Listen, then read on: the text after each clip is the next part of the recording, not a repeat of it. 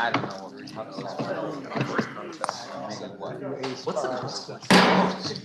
Will the Senate please come to order? Is there such a thing? Today, our devotional exercises will be conducted by the Reverend Tim Taylor of Victory Baptist Ministries of Vergennes. Welcome.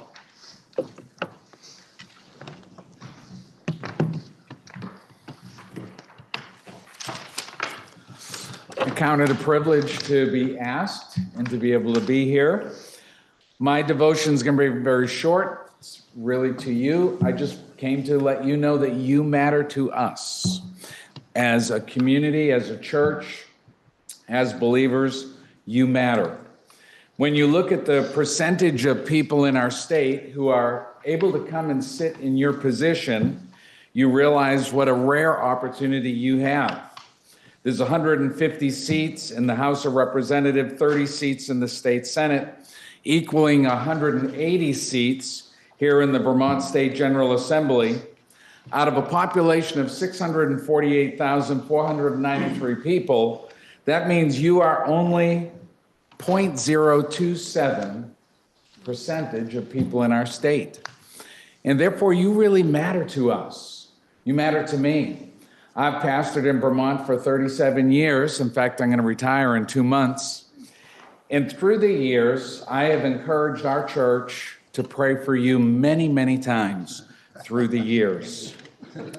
Granted, you being the state Senate, while it is a rare opportunity, it's certainly not as rare as somebody getting hit by lightning, which is only 1 in a million. However, I'm not sure that your job is any less dramatic than that. I know that you get a lot of heat, get a lot of attention, but you really do matter. For a lot of us, it doesn't matter to us what your religion is or what your political party is. We pray for you because you matter to the life we live, our community, our children. 1 Timothy 2:1-3 says, I exhort, therefore, that first of all, supplications, prayers, intercessions, and giving of thanks be made for all people, for kings, and for all that are in authority. That's you. You're in authority. That we may lead a quiet and peaceable life in all godliness and honesty. For this is a good and acceptable thing in the sight of God our Savior. And so me as a pastor of a church and my congregation, we understand that we have a responsibility, if not an obligation, to pray for you often.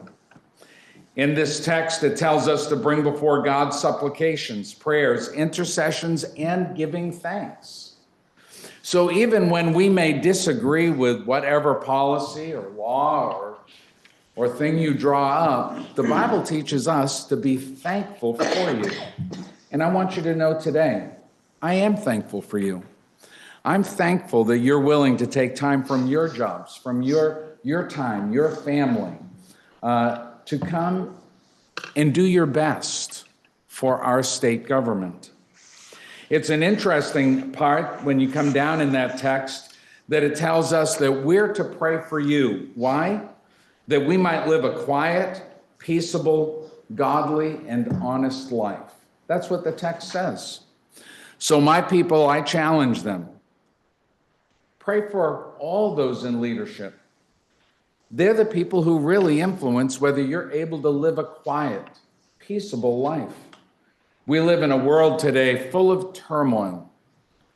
But isn't it a wonderful thing that most nights we're able to pillow our heads and know that we are at peace. And you play a part in that. It also ends by telling us that we might pray that we might live a godly and honest life. I don't think there's one person in this room who doesn't want a citizenry that is an honest citizenry, a godly citizenry. People who respect their neighbors, respect their community. We pray for you because you really matter. Thank you.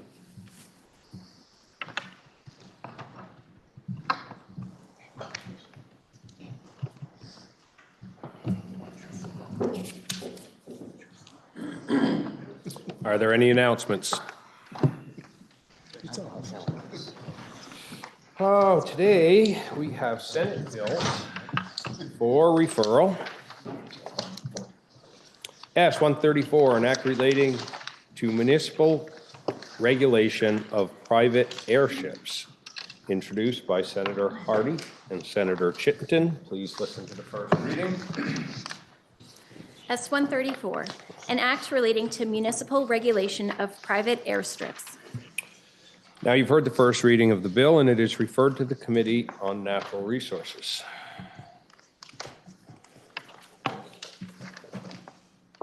We have S-135, an act related to credit card fees and requiring the acceptance of cash, introduced by Senator Perchlik. Please listen to the first reading. S-135, an act relating to credit card fees and requiring the acceptance of cash. Now you've heard the first reading of the bill, and it is referred to the Committee on Finance. We now have House bills for reference. H10, an act relating to approval of amendments to the Charter of the City of Barrie. It passed the House on March 25th, 2025. Please listen to the first reading. H10, an act relating to approval of amendments to the Charter of the City of Barrie. Having failed to meet crossover, but having been given pre-referral release from the Committee on Rules per temporary Senate Rule 44A, the bill is referred to the Committee on Judiciary. Sorry. Government Operations.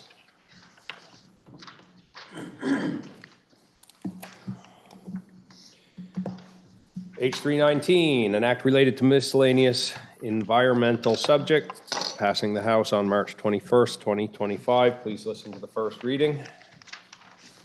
H319, an act relating to miscellaneous environmental subjects. Having heard the first reading of the bill, it is referred to the Committee on Natural Resources and Energy.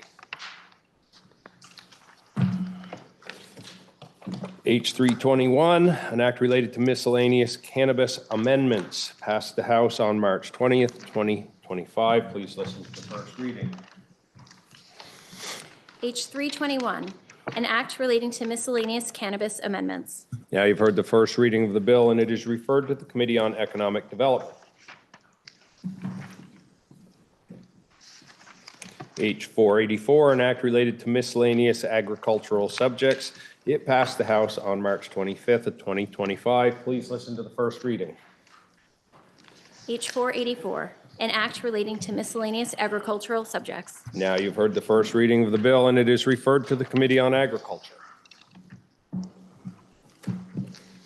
We have H498, an act related to fiscal year 2025 budget adjustment. Please listen to the first reading. H489, an act relating to fiscal year 2025 budget adjustments.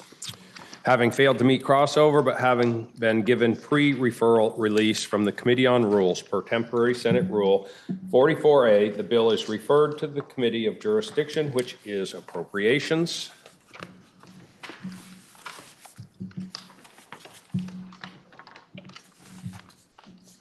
Orders of the day.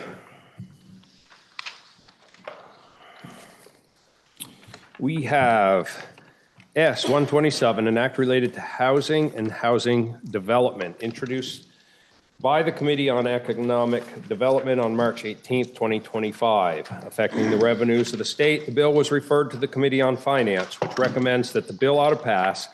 Affecting the appropriations of the state, the bill was referred to the Committee on Appropriation, which recommends that the bill be amended, and when so amended, ought to pass. Listen to the second reading of the bill. S-127, an act relating to housing and housing development. I recognize the senator from Chittenden, Senator Ram Hinsdale, for the explanation of the bill. Thank you, Mr. President. Your Committee on Economic Development, Housing and General Affairs will conduct a shared report of S-127, a comprehensive housing bill that represents the Senate's commitment to building and preserving safe, affordable, and equitable homes for Vermonters. This bill takes a thoughtful, multifaceted approach to address our state's housing needs through smart investments, structural reform, and targeted policy changes. To begin the summary with the first section, I yield to the senator from Rutland. The senator from Chittenden yields to the senator from Rutland. Thank you, Mr. President, and I thank the senator from Chittenden. So this is maybe a bit of a departure from convention. I'll admit that I voted against the bill in committee, only due to a very small part of the overall bill. I wanted to support my committee mates in the reporting process for sections which I wholeheartedly endorse. So Section 1, VHIP. VHIP is Vermont Rental Housing Improvement Program. Modifications to that program. And I want to level set, just take a moment to level set those who are new to the chamber on what VHIP is all about. VHIP program grants up to $30,000 per unit for the rehabilitation of 1 to 2 bedroom units and $50,000 per unit for 3+ bedroom units or the creation of new units. This specifically targets repairs needed to bring vacant rental units back up to Vermont health codes. Program participants, i.e. the housers or the landlords, whatever term you prefer to use, are required to provide at least 20%, a 20% match of their own and adhere to certain programs stipulations. The VHIP program is designed to address 2 specific issues in the state. First, the declining quality of rental units, and second, to assist the homeless and low-income Vermonters who often struggle to find suitable housing. Specifically, the modifications that we're introducing in the bill apply to certain modifications. One, it ends the 5-year program, VHIP program, but retains the 10-year program. And the reason for this is we're intending to create a longer tail of affordable housing following the state's investment in the program. So again, eliminating the 5-year program, but keeping the 10-year program. It also requires or removes tenant selection requirements and replaces them with a requirement that rent payments shall not exceed the HUD fair market value for these 10-year loans. So HUD, federal system, and to answer the most frequent question, every county has a specific HUD factor for housing costs. It also adds Vermonters to the list of eligible domiciles that Vermonters who have been displaced due to natural disasters. Okay, so now to make the program a little more personal, my Rutland colleagues and I have a constituent named Stephen Box. He's a Rutland houser or landlord. He uses VHIP to bring back derelict housing, specifically in Rutland Town. The neighborhoods absolutely love the guy. With VHIP and his own investments, he restores houses at 1/3 the cost of building new homes. So the return on investment is excellent. VHIP returns housing to a targeted population and restores neighborhoods.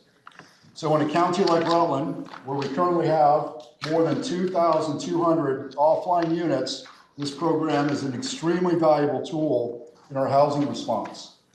So with the permission of the president, I yield the floor back to my committee colleague from Chittenden. Senator from Rutland yields to the senator from Chittenden. Thank you, Mr. President. Section 2 formally establishes the Manufactured Home Improvement and Repair Program in statute, providing stable, ongoing support for manufactured homeowners and park owners. The program helps fund critical repairs and improvements to existing manufactured homes and incentivizes the placement of new manufactured housing in existing parks. By codifying this program, the state reinforces its commitment to affordable housing options, especially in rural areas where manufactured housing plays a key role. I now yield to the senator from Windsor to report Section 3. Senator from Chittenden yields to the senator from Windsor. Thank you, Mr. President. This section creates the Vermont Infrastructure Sustainability Fund within the Vermont Bond Bank. This is a welcome addition to our housing toolbox. The fund will provide capital to extend and increase water and sewer capacity, and other public infrastructure in towns where lack of capacity or extension is a barrier to housing development. This is being set up as a revolving fund and will be administered by the bond bank. Eligible activities include preliminary engineering and planning, engineering design and bid specifications, construction to municipal waste and wastewater systems, and a variety of transportation investments. Transportation's left. The program guidelines will be developed by the bond bank in consultation with the Department of Housing and Community Development to effectively implement the fund. Application criteria, requirements, and award terms are set out in statute, and the fund is seeded with a $9.1 million, which is in the governor's budget. I now yield back to the senator from Chittenden Southeast.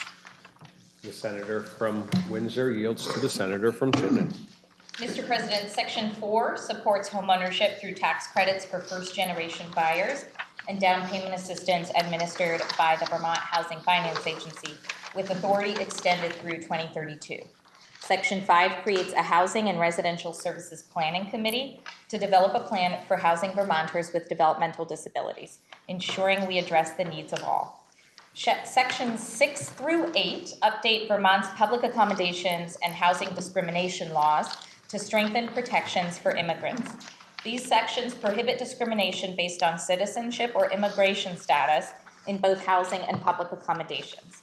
Section 6 updates the definition of harassment under the Unfair Housing Practices Law.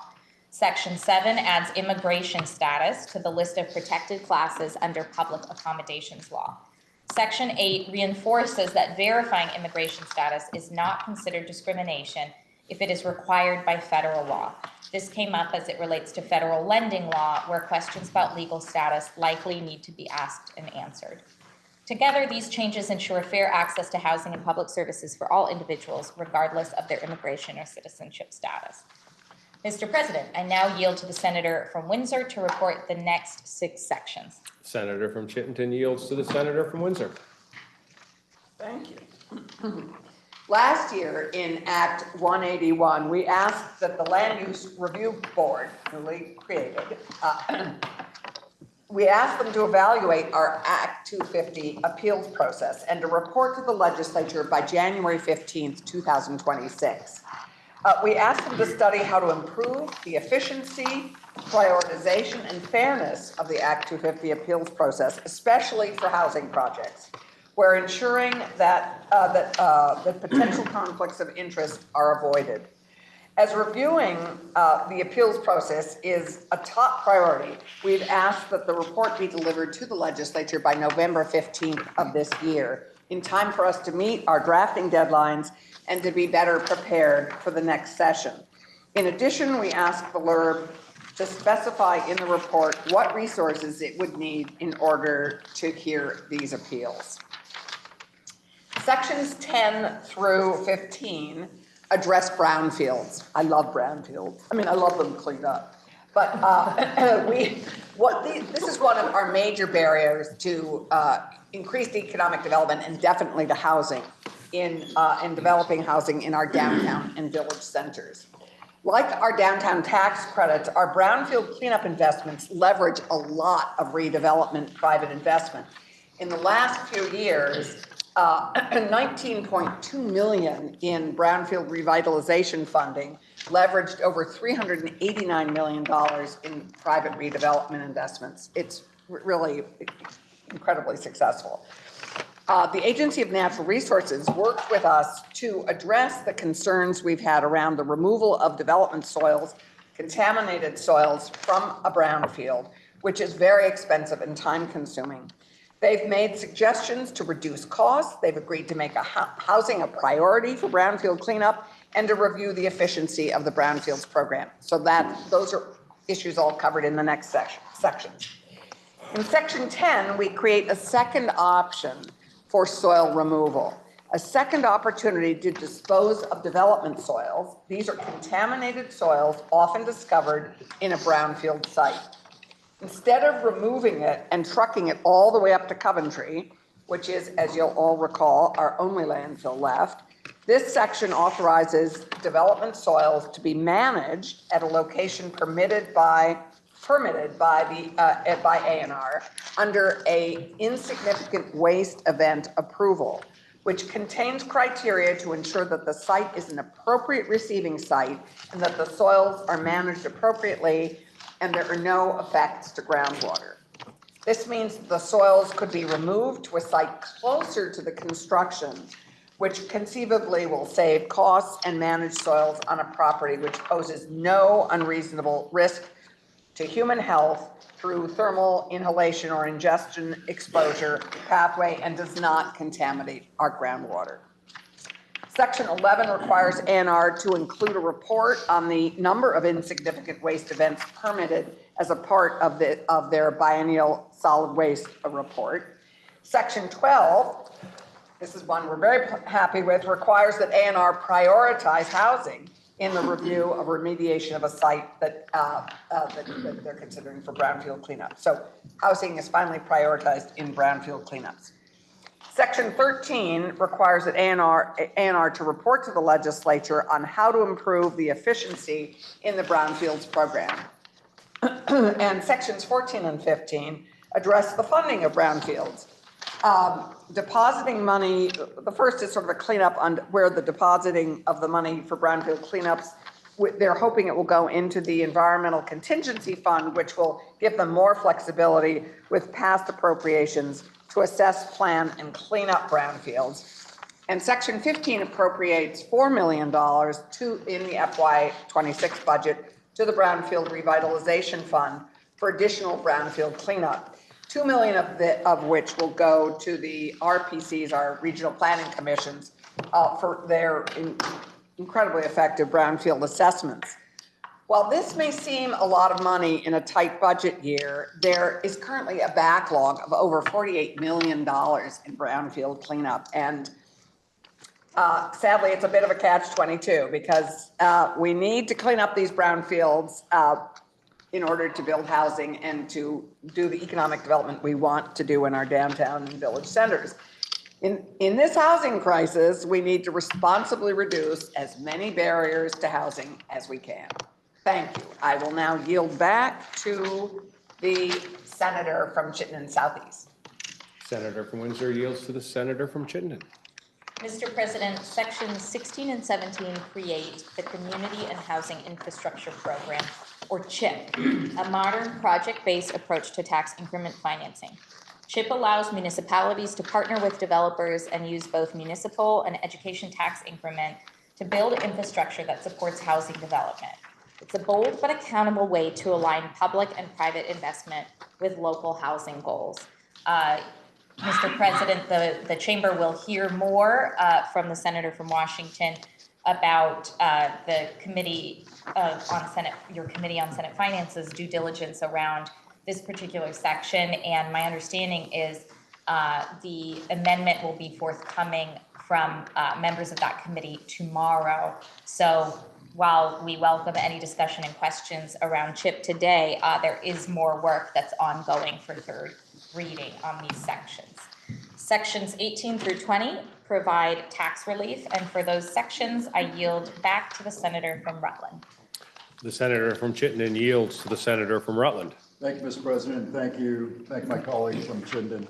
So I'm going to cover first section 18, which is medical expense deduction and continuing care retirement communities. So this provision removes language that limits the medical expense deduction of continuing care retirement communities to the limits established by the IRS on medical insurance.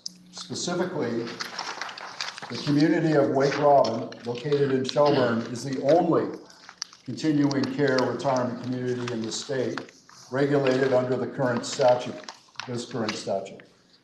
Removing this language will allow this community's costs to be treated as medical expenses on personal Vermont income taxes.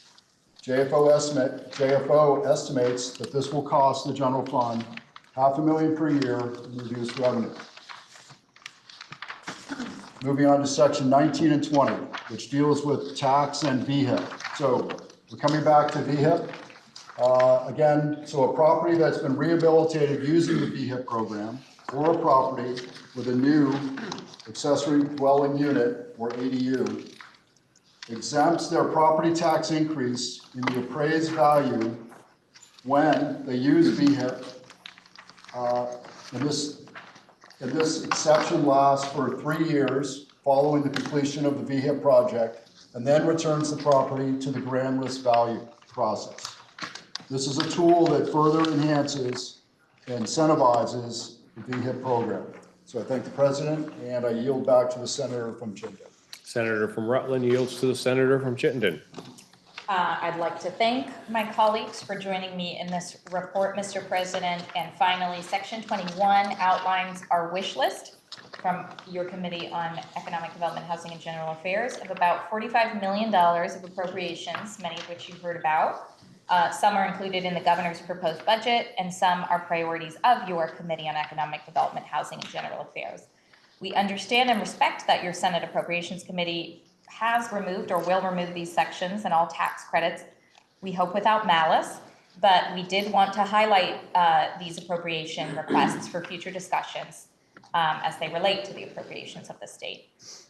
In this section, included is $15 million for the Vermont Housing Finance Agency's Middle Income Homeownership Development Program. It's an oversubscribed program. The cost per unit is about $120,000 to subsidize these new units so that they're affordable for middle-income folks. But while it's inexpensive appropriation per unit, it is one of the only programs that creates opportunities for homeownership that we subsidize. We request another $15 million for the Rental Housing Revolving Loan Fund.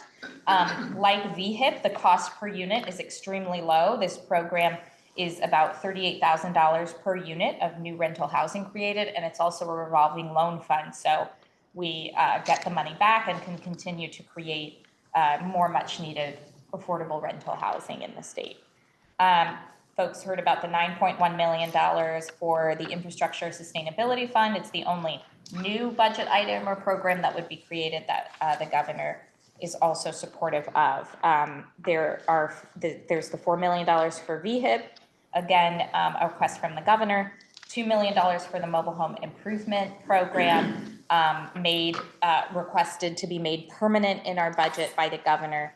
And I'll just say personally, as someone who has really followed the plight and the opportunity of our mobile home parks and communities for a long time, that I'm very glad to see bipartisan support of our mobile home and manufactured housing communities.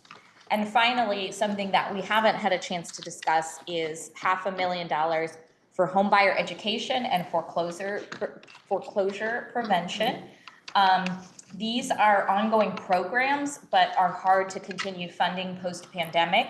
But I will say that I personally benefited from Champlain Housing Trust's first-time homebuyer class as I was just graduating college. It helped me to understand how to afford and finance my home and set me on a path to permanence in the workforce and the ability to build wealth.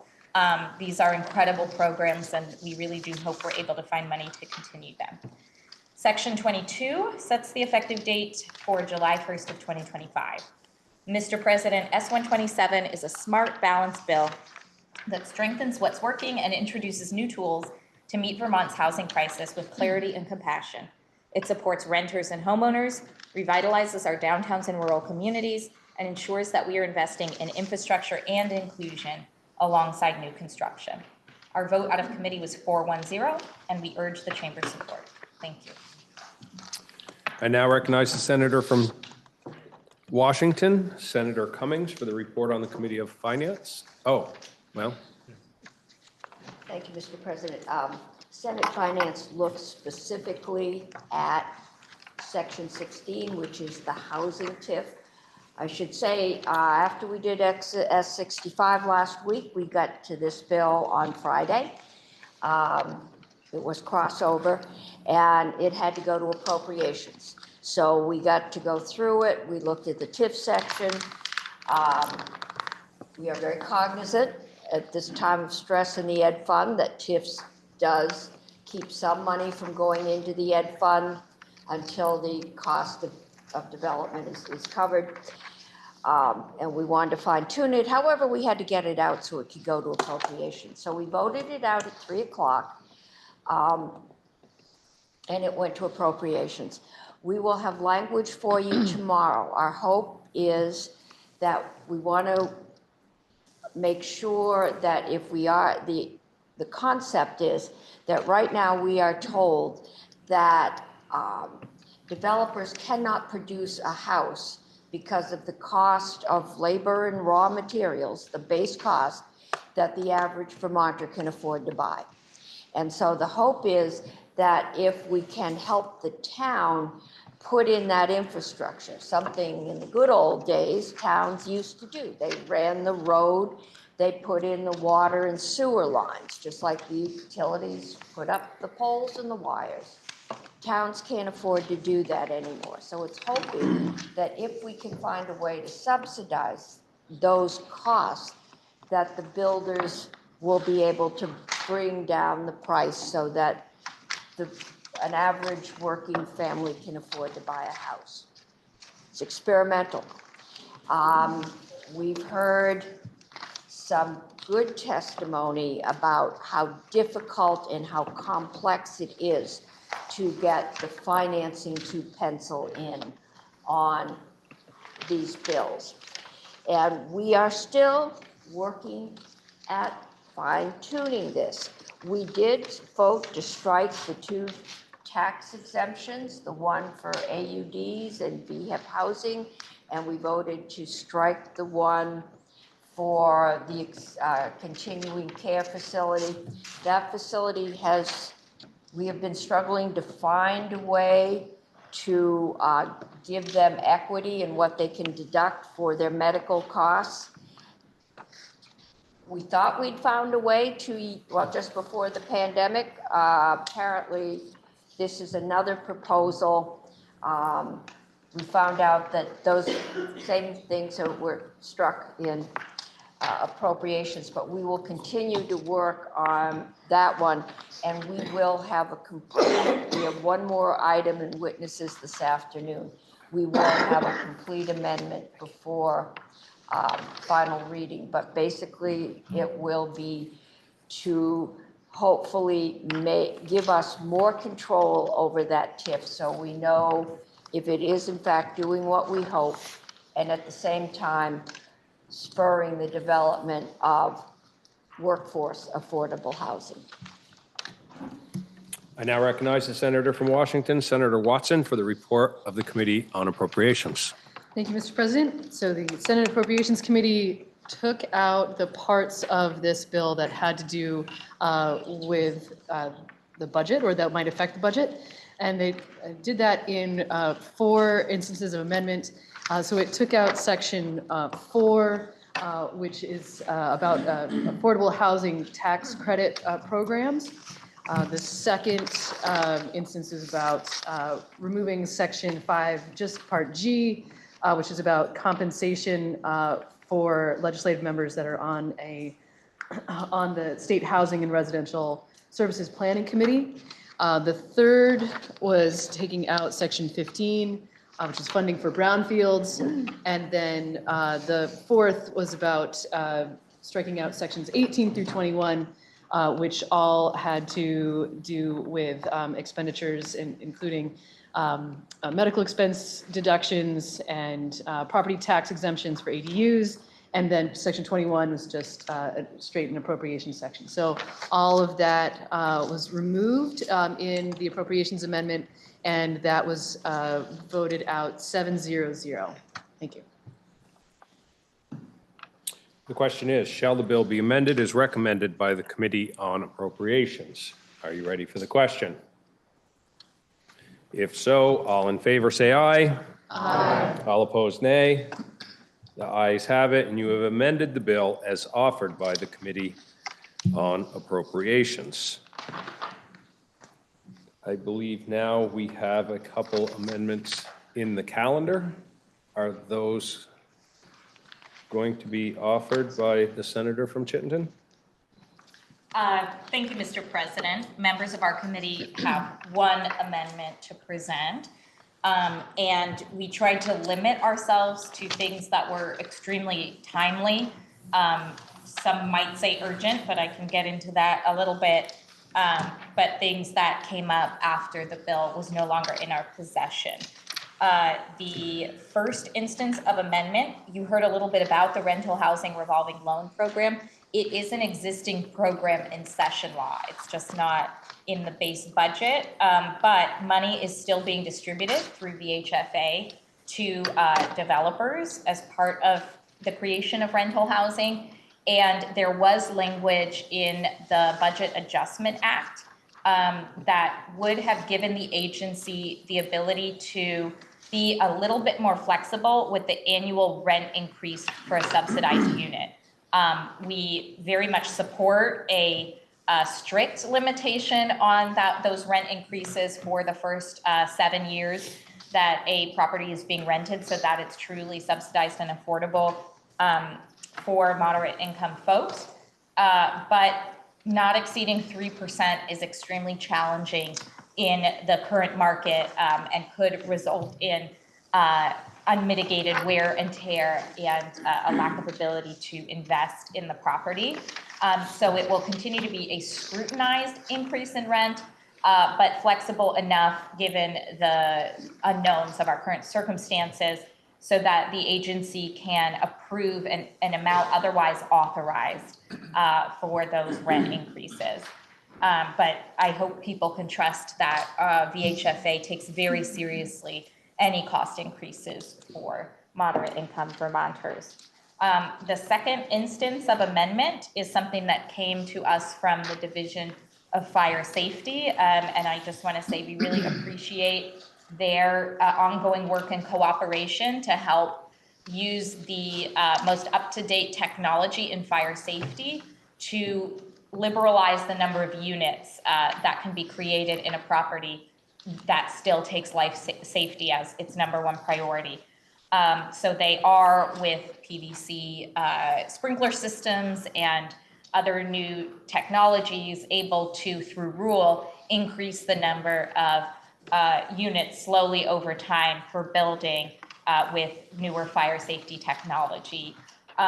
This request came to us as the beginning of building season comes up, as people start to get into the higher season of selling homes. Fire safety and being up to fire safety code becomes a very big factor in existing housing or new construction. And this is a relatively simple change to meet our most updated understanding of best practice around smoke alarms, not detectors, carbon monoxide alarms, not detectors. You can ask me more before third reading, and I will remind myself of some of those definitional changes. But we have up until now only allowed recently only allowed photoelectric only smoke alarms and smoke detectors, one might say, but UL 21.7 compliant smoke alarms are now also allowed, and this will make it easier to not have to make expensive changes in your existing fire safety infrastructure in your home if you're selling your home, and gives the industry the okay for both of these types of systems in our housing developments that might be new construction.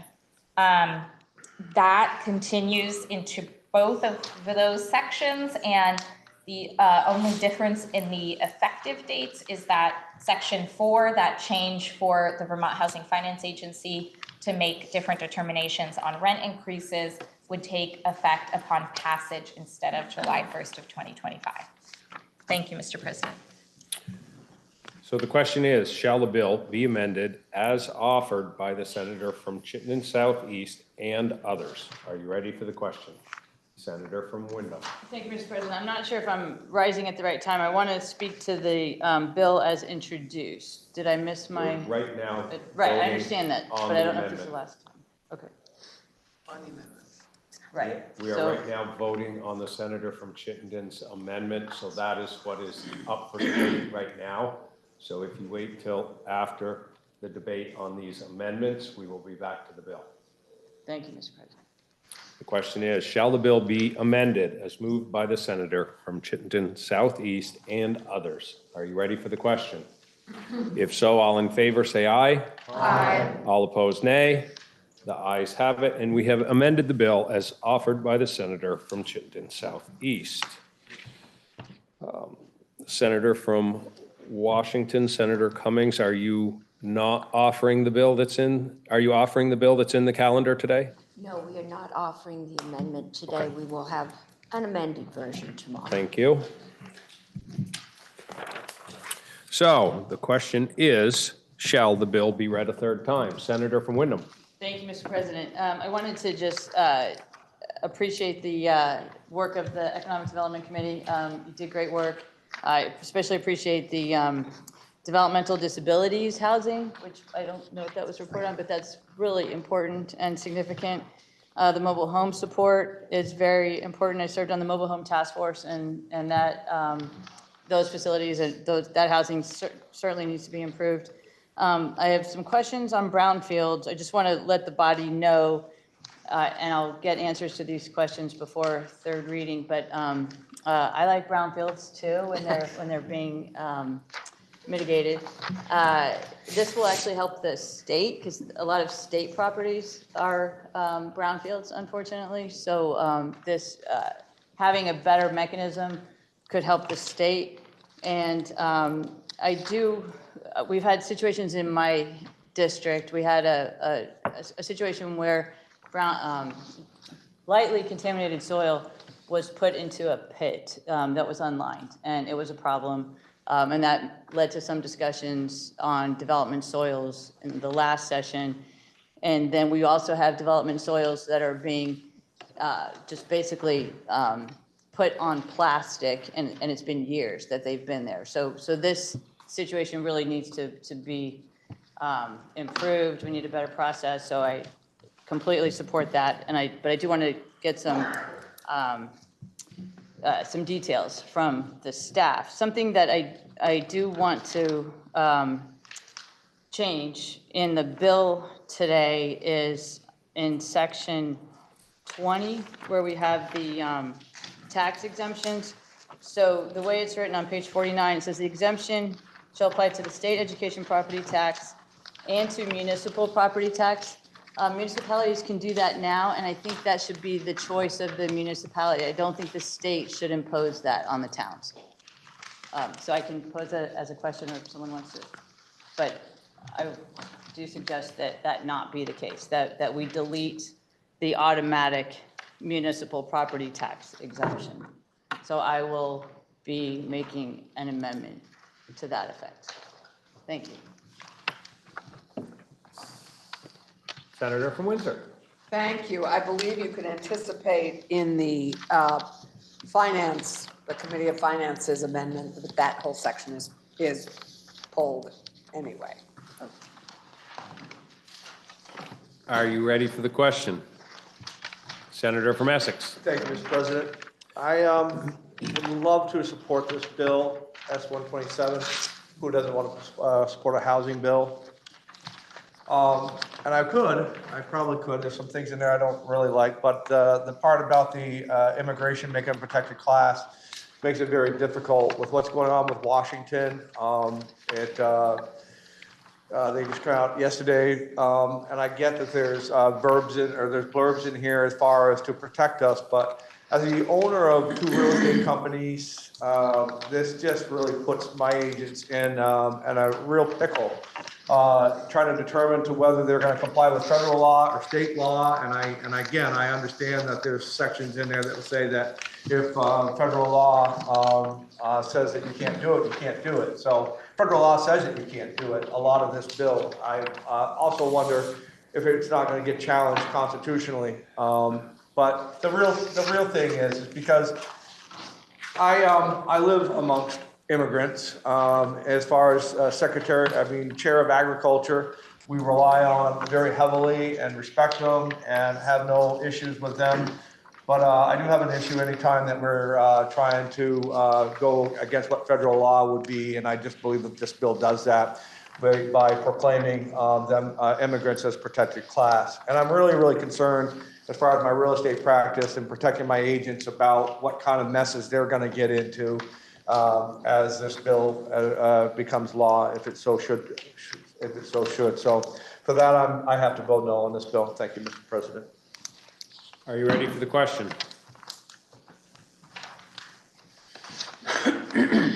If so, the question is, shall the bill be read a third time? All those in favor, say aye.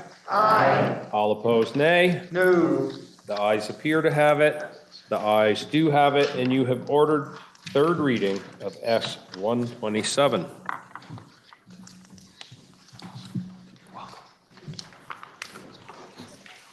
We now have H 154, an act relating to designating November as the Vermont Month of Veterans. It was introduced on February 6, 2025, and was referred to the Committee on Government Operations, which reports it has considered the bill and recommends that it ought to pass in concurrence. Listen to the second reading of the bill.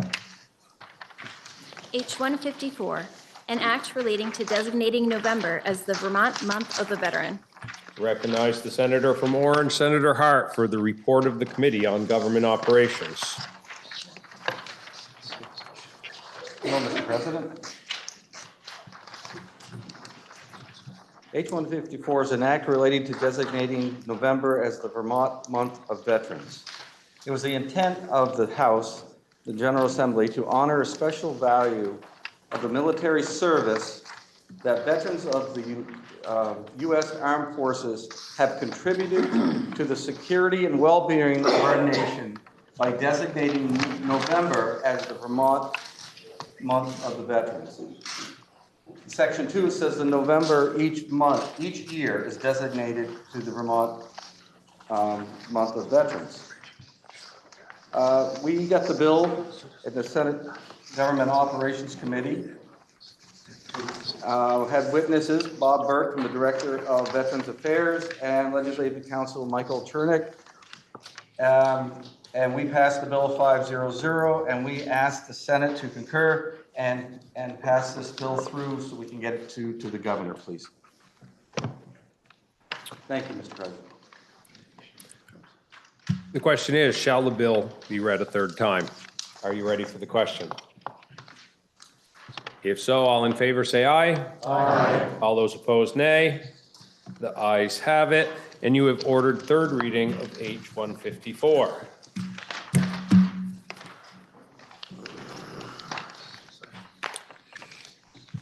We now have third reading of S 46, an act relating to taxation of vehicles used in forestry operations. Are there any amendments before third reading? Seeing none, listen to the third reading of the bill. S 46, an act relating to the taxation of vehicles used for forestry operations. And the question is, shall the bill pass? Are you ready for the question? If so, all in favor say aye. Aye. All opposed, nay. The ayes have it, and we've passed S 46.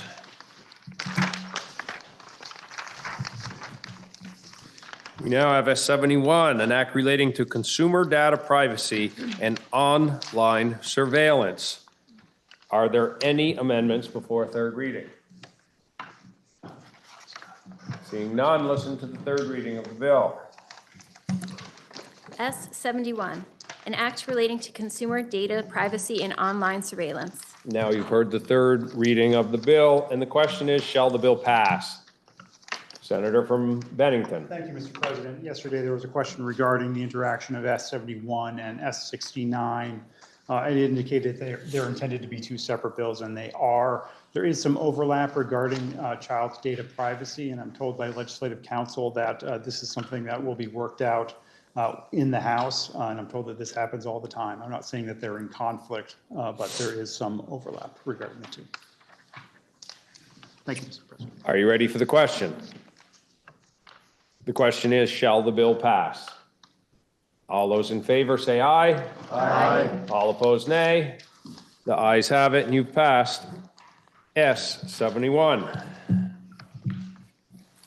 We now have S126, an act relating to healthcare payment and delivery system reform. Are there any amendments before third reading? Seeing none, please listen to the third reading. S126, an act relating to healthcare payment and delivery system reform. Now you've heard the third reading of the bill, and the question is, shall the bill pass? Are you ready for the question? If so, all in favor say aye. Aye. All opposed, nay. The ayes have it, and we have passed S126. That completes the orders of the day. Senator from Chittenden. Thank you, Mr. President. Pending announcements, I would move that the Senate stand in adjournment until 11:30 a.m., Friday, March 28th. Are there any announcements? Senator from Rutland. Thank you, Mr. President. So I know we all like feedback on programs. So on behalf of the Friends of the Vermont State House, I'm going to give you very short feedback on our political pins. So we had a very good, only 2 weeks ordering process. We had 79 orders from the Senate. It was 26, so astonishing. The request for manufacturing has gone in. We're looking for the manufacturing date and the delivery date, and I'll update you when we have that information. Thank you, Mr. President. Are there any further announcements? Senator from Washington. Thank you, Mr. President. Senate Finance will meet at 2 o'clock. Senator from Washington. Thank you, Mr. President. Senate Appropriations will meet 2 minutes to 2 o'clock. Senator from Rutland. Thank you, Mr. President. Senate Gov Ops will meet 5 minutes after the call of the gavel. Senator from Bennington. Mr. President, the Education Committee will meet at, let's say 2:10. Are there any further announcements? Seeing none, the senator from Chittenden has moved that we adjourn until 11:30, Friday, March 28th. Are you ready for the question? If so, all in favor say aye. Aye. All those opposed, nay. The ayes have it, and we've adjourned till 11:30 on Friday, March 28th.